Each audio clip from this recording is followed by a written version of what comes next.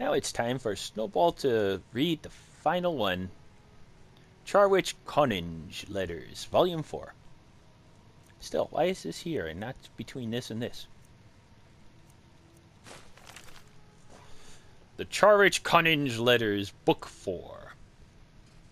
Snowball thinks it's the last one. 8. Suns Down, 3E, 412, Amigith, Somerset Isle. My good friend Lord Gemine, you must forgive me for not meeting you at the palace personally, but I have been unavoidably tragically detained. I've left the front gate and door unlocked, and if you're reading this, you must have made it at last. As for the antechamber to the east drawing room, perhaps you've already wandered the estate and seen some of its delights before coming to this chamber. The 7 fountains of marble and porphyry, the reflecting pool, the various grooves, the colonnades, and quinsunics. I don't think you would have already gone to the second floor suites and the west wing, as you would have had to pass this room first and picked up this letter. But believe me, they're beautifully appointed with magnificent balustrades, winding staircases, intimate salons, and bedchambers worthy of your affluence. The price of this property is exorbitant, certainly, but for a man like you who seeks only the best, this is the villa you must have. As you undoubtedly noticed as you arrived through the gates, there are several smaller buildings ideally suited to be guard stations. I know you are concerned with security. I am an intensely greedy man, and there is nothing I would have liked more than to meet you here today, show you the grounds, fawn on you obsequiously, and collect a fat percentage of the cost of the sale when you bought this marvelous palace, as I'm sure you would have. My dilemma that caused my inexcusable absence began shortly after I arrived here early to make certain the villa was well cleaned for your inspection. A man named Koniinge creeped up behind me and gripped me by the throat, clamping his left hand over my mouth and nose and throttling me with his right hand, crushing the soft spot on my throat just below the thyroidal cartilage. He effectively strangled me in a few quick but very painful minutes. I am currently buried in a pile of leaves in the North Statutory Par Tree, close to the exceptional sculpture representation of the transformation of Trinimac. It should not be too long before I am discovered. Someone at my bank will surely notice my absence in due time. Koniinge might have buried me deeper, but he wanted to be ready for the arrival of his old partner Charwich. Perhaps part of you thinks it is best to stop reading now, Lord Gemine. You are looking around the antechamber and seeing nothing but doors. The large one you took to come in from the garden is locked now behind you, and without a better knowledge of the layout of the estate, I could not recommend you attempt to flee down a corridor that might easily come to a dead end. No, much better to keep reading and see where this is going. Koniinge, it seems, was in a partnership with his friend Charwich to try to recover Azura's star. They understood it to be in the possession of someone named Hawoth Nithwar, a man who's conjured up the Daedra Prince Azura herself to acquire it. As Nithwar originally hailed from High Rock, Charwich went there to look for him. While his partners searched Morrowind, they planned to communicate their findings by letters sent through couriers.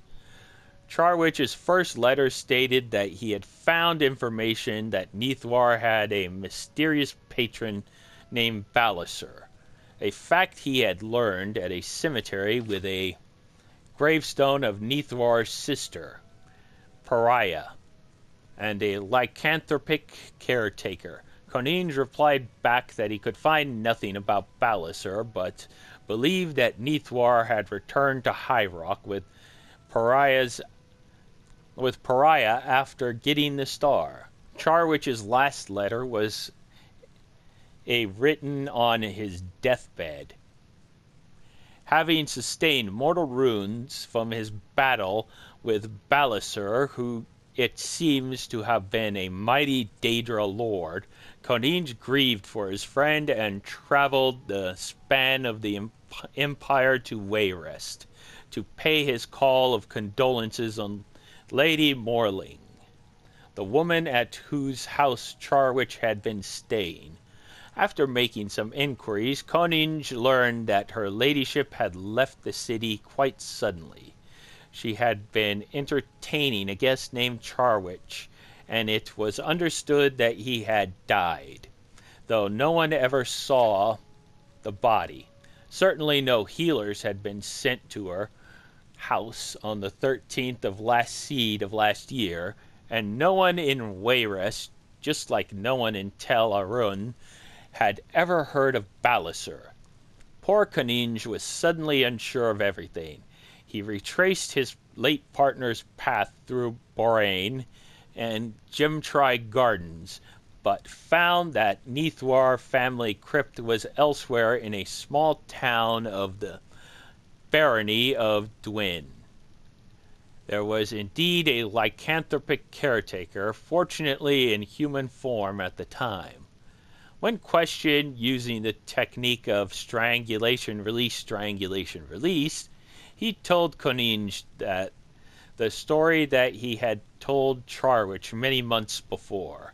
Hadwolf and Pariah Nithwar had returned to Dwinin, intent on settling old business.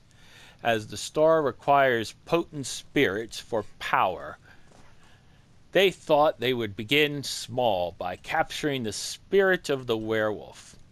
They knew of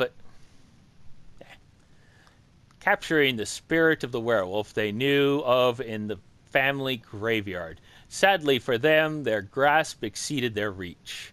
When the poor caretaker resumed his human form one morning, he found himself laying next to the shredded, bloody bodies of Nithwar's siblings, dressed and fearful. He brought the corpses and all their possessions down into the crypt. They were still there when Charwich came, and so too was Azura's star.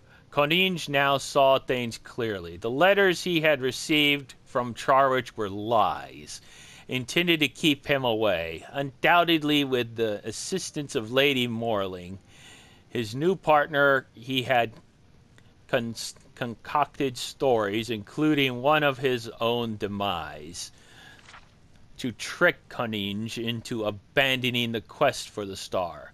It was clearly a sad statement on the nature of friendship, and one that needed immediate correction. It took the better part of 6 months for Koniinge to find his old partner. Charwich and Lady Morling had used the power of the star to make themselves very wealthy and powerful. They assumed a number of different identities in their travels through High Rock and Skyrim, and then down to Valenwood and the Somerset Isle. Along the way, of course, the star itself disappeared, as great artifacts always do. The couple still had much wealth, but their love sadly fell on troubled times. When they reached Alinor, they parted ways. One must assume that during their months together, Charwich must have told Lady Morling about Koniinge. It's pleasant to think that of the It's pleasant to think of the loving couple laughing over the stories they were telling him about the mythical and dangerous Balasur. Charwich must not have given his former beloved and very accurate physical description, however,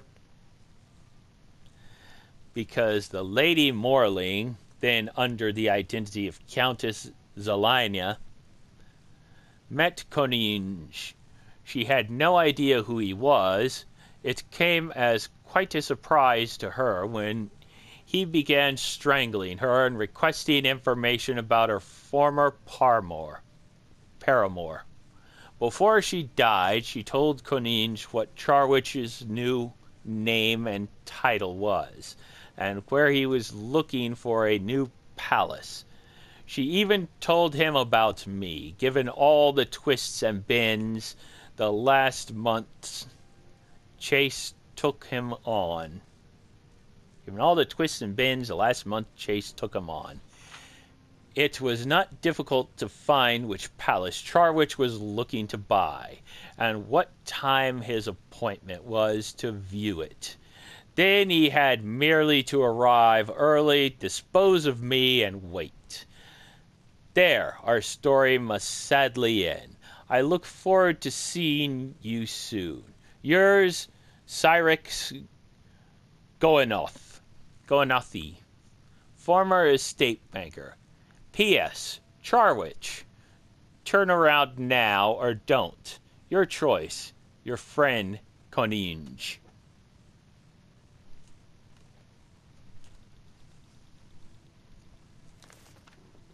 Well, that was a unique ending. Have a good day. Bye-bye.